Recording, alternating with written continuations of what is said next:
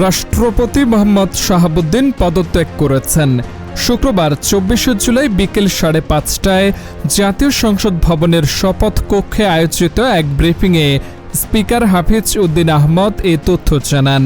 তিনি বলেন, সংবিধান অনুযায়ী রাষ্ট্রপতির পদত্যাগপত্র গ্রহণ করা হয়েছে এবং নতুন রাষ্ট্রপতি দায়িত্ব গ্রহণ না করা পর্যন্ত তিনি ভারপ্রাপ্ত রাষ্ট্রপতির দায়িত্ব পালন করবেন। স্পিকার হাফিজ উদ্দিন আহমদ বলেন, সংবিধানের ৫০-৩ অনুচ্ছেদের বিধান অনুযায়ী রাষ্ট্রপতি তার পদ থেকে পদত্যাগ করেছেন। একই সঙ্গে সংবিধানের ৫৪ অনুচ্ছেদ অনুযায়ী নতুন রাষ্ট্রপতি নির্বাচিত হয়ে দায়িত্ব গ্রহণ না করা পর্যন্ত জাতীয় সংসদের স্পিকার হিসেবে তিনি রাষ্ট্রপতির দায়িত্ব পালন করবেন।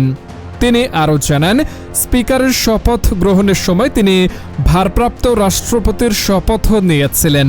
ফলে রাষ্ট্রপতির পদ শূন্য হলে তিনি সাংবিধানিক বিধান অনুযায়ী সেই দায়িত্ব পালন করতে পারবেন।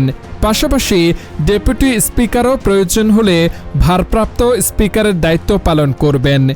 ব্রিফিংয়ে স্পিকার জানান, শারীরিক অসুস্থতার কারণেই রাষ্ট্রপতি মোহাম্মদ শাহাবুদ্দিন পদত্যাগ করেছেন। ২০২৩ সালের ২৪ এপ্রিল আওয়ামী লীগ সরকারের সময় দেশের ২২তম রাষ্ট্রপতি হিসেবে দায়িত্ব গ্রহণ করেন ৭৫ বছর বয়সী মোহাম্মদ শাহাবুদ্দিন।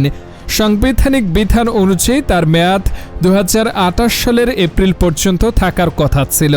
তবে মেয়াদ শেষ হওয়ার আগেই তিনি দায়িত্ব ছাড়লেন। গত ২ দিন ধরে রাষ্ট্রপতির পদত্যাগ নিয়ে রাজনৈতিক অঙ্গনে নানা গুঞ্জন চলছিল, যদিও এ বিষয়ে সরকারের পক্ষ থেকে আনুষ্ঠানিকভাবে কোনো বক্তব্য দেওয়া হয়নি। এর মধ্যেই চিকিৎসার জন্য থাইল্যান্ডে থাকা স্পিকার হাফিজ উদ্দিন আহমদ নির্ধারিত সফরের ২ দিন আগেই দেশে ফিরে এসে বিকেলে রাষ্ট্রপতির পদত্যাগের বিষয়টি আনুষ্ঠানিকভাবে ঘোষণা করেন।